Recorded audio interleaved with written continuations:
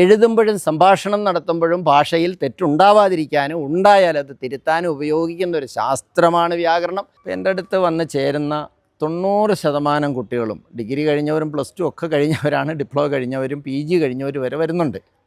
സ്വന്തമായിട്ട് തെറ്റില്ലാതെ ഒരു English sentence പറയാൻ അവർക്ക് കഴിയുന്നില്ല. ഈ കുട്ടികളെയൊക്കെ പഠിപ്പിച്ചിട്ട് ജോലി വാങ്ങി കൊടുക്കേണ്ടതാണ്. ഇപ്പോൾ ഒരു ഇൻ്റർവ്യൂവിന് കൊണ്ടുപോകുമ്പോൾ മര്യാദയ്ക്കൊരു സെൻറ്റൻസ് പറയാൻ അവർക്ക് കഴിയുന്നില്ല. 7ാം ക്ലാസ്സിലെത്തുമ്പോൾ ഇംഗ്ലീഷ് വ്യക്തമായി എഴുതാനും വായിക്കാനും സംസാരിക്കാനും പഠിച്ചിരിക്കണം. ഒരു കാര്യം കൂടെ നിങ്ങൾ ശ്രദ്ധിക്കേണ്ടത്, നമ്മുടെ ഇന്നത്തെ വിദ്യാഭ്യാസം എന്ന് പറയുന്നത് Kerala Malayalam medium, Kerala English medium, CBSE, ICSE. ഈ മക്കളെല്ലാം 10ാം ക്ലാസ് കഴിഞ്ഞ് +1 വരുമ്പോൾ ഒരേ ക്ലാസ്സിൽ പോയിരുന്ന് പഠിക്കേണ്ട അവസ്ഥ നിങ്ങളൊന്ന് ആലോചിച്ച് നോക്കിക്കേ. അപ്പോൾ ഈ CBSE, ICSE കുട്ടികളെ സംബന്ധിച്ച് താഴ്ന്ന ക്ലാസ് മുതൽ അവർ ഇംഗ്ലീഷ് മാത്രമായി പഠിക്കുന്നതുകൊണ്ട് നല്ല വൊക്കാബുലറിയും പ്രൊനൗൺസിയേഷനും ഒക്കെ നന്നായിട്ട് കിട്ടുന്ന കുട്ടികളാണ്. അവരോടൊപ്പമാണ് നമ്മുടെ കേരള സിലബസിൽ പഠിച്ചു വരുന്ന ഇംഗ്ലീഷ് മീഡിയം മലയാളം മീഡിയം കുട്ടികളൊക്കെ എത്തുക. രണ്ടും കണക്കാണ്. അപ്പോൾ എന്ത് വിധത്തിലും ഇംഗ്ലീഷിൻ്റെ ബേസ് പഠിപ്പിക്കണം. സ്കൂളിൽ പഠിക്കുമ്പോൾ തന്നെ കുട്ടികളെ ലാംഗ്വേജ് സ്ട്രക്ചർ കൃത്യമായി പഠിപ്പിച്ചു കൊടുത്താൽ മതി. സിമ്പിളാണ്, ഏറ്റവും സിമ്പിളായി പഠിക്കാവുന്ന ഒരു ലാംഗ്വേജാണ് ഇംഗ്ലീഷ്. ഒന്നുമില്ല, ഒറ്റ മിനിറ്റ് മതി, അതൊരു ഓർഡറിൽ പഠിച്ചാൽ മതി.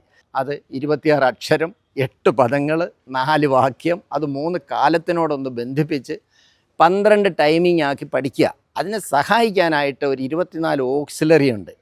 അത് do, does, did, am, is, are എന്ന് തുടങ്ങി ഒരു 24 ഓക്സിലറി. ഇത്രയും കാര്യമല്ലാതെ ഇംഗ്ലീഷിൽ വേറെ ഒന്നും പഠിക്കാനില്ല. അപ്പോൾ ആയതുകൊണ്ട് പല കുട്ടികളും ഇംഗ്ലീഷ് പഠനം ഒരു പ്രയാസമായി കണ്ടുവരുന്നുണ്ട്. വളരെ സിമ്പിളാണ്. അപ്പോൾ ഇംഗ്ലീഷ് പഠിക്കുമ്പോൾ ഗ്രാമറും സ്ട്രക്ചറും പഠിപ്പിച്ച് തന്നെ വേണം നിങ്ങൾ അത് ഈ പരീക്ഷ എഴുതാൻ വേണ്ടിയിട്ട് ചില ടെക്നിക്കുകളൊക്കെ സബ്ജക്റ്റ് പ്ലസ് ഓക്സിലറി പ്ലസ് എന്നൊക്കെ പറഞ്ഞ് ആ പഠനം അല്ല ഉദ്ദേശിക്കുന്നത്. എന്താണ് വേർഡുകൾ എന്തെല്ലാം അറിഞ്ഞാൽ ഇംഗ്ലീഷ് സംസാരിക്കാമെന്നത് കുട്ടി പഠിക്കണ്ടേ. അപ്പോൾ അക്ഷരം തൊട്ട് പഠിക്കുന്നത് വ്യാകരണമാണ്. വ്യാകരണമെന്ന് പറഞ്ഞാൽ നമുക്കൊരു അസുഖം വന്നാൽ നമ്മൾ ചികിത്സയ്ക്ക് വേണ്ടി ഡോക്ടറുടെ അടുത്തുമല്ലോ. അപ്പോൾ ആ രോഗം കണ്ടുപിടിച്ച് ചികിത്സിക്കുന്നത് പോലെ ഭാഷയിലൊരു തെറ്റ് കടന്നു വന്നാൽ ആ തെറ്റ് എങ്ങനെ കണ്ടുപിടിക്കാം, എങ്ങനെ തിരുത്താം, അതിൻ്റെ ശാസ്ത്രമാണ്. അപ്പോൾ grammar is A science which deals with the correct use of language both conversation and writing. എഴുതുമ്പോഴും സംഭാഷണം നടത്തുമ്പോഴും ഭാഷയിൽ തെറ്റുണ്ടാവാതിരിക്കാനും ഉണ്ടായാൽ അത് തിരുത്താനും ഉപയോഗിക്കുന്ന ഒരു ശാസ്ത്രമാണ് വ്യാകരണം.